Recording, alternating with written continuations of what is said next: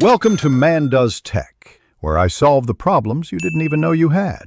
You begin by confirming model and gear, a wired USB keyboard and mouse, or an official adapter, because Xbox 360 accepts USB HID devices only.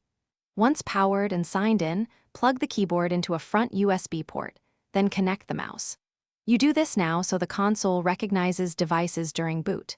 If using an adapter, attach it to the controller port, then insert the keyboard/mouse into the adapter. This immediate action prevents later driver confusion and speed setup. Once devices are physically connected, navigate dashboard to system, then console settings. You need to verify the Xbox sees both devices. Use the keyboard to type in a search field and move the mouse to highlight dashboard tiles. This confirms recognition. Next, map any required keys in-game or via adapter software on the PC if available, because games differ in supported input. Make sure to test directional control, clicks, and typing in a message box so you can adjust before jumping into play.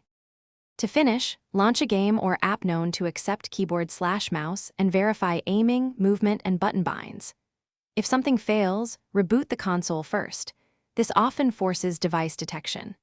Then swap USB ports and reconnect devices. You may need to re-sign into your profile.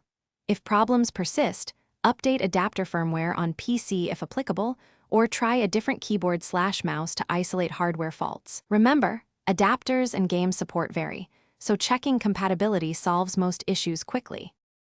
Thanks for watching. If you found this helpful, don't forget to like and subscribe.